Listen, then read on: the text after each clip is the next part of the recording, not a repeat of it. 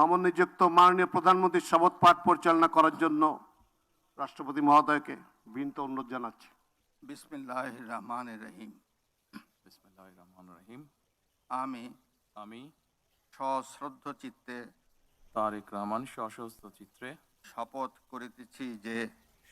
করিতেছি যে আমি আইন অনুযায়ী সরকারের প্রধানমন্ত্রী পদের কর্তব্য বিশ্বস্ততার সহিত পালন করিব।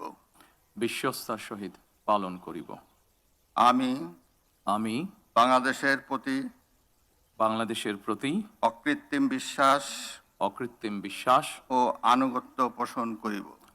আনুগত্য পোষণ করিব।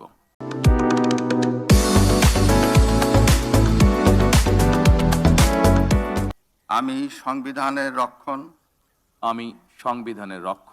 সমর্থন ও নিরাপত্তা বিধান করিব। আমি ভীতি বা অনুগ্রহ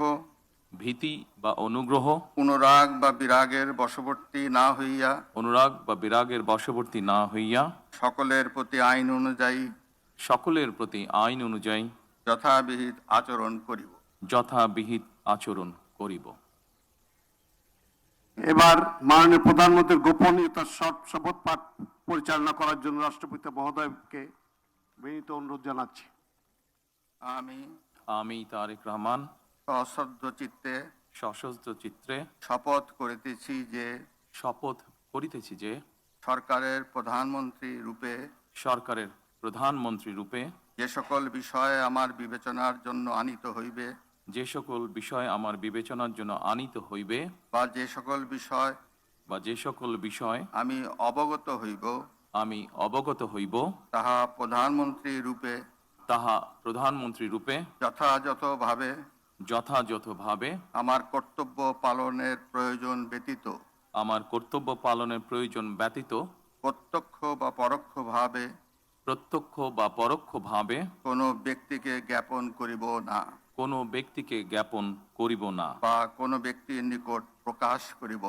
বা কোনো ব্যক্তির নিকট প্রকাশ করিব না।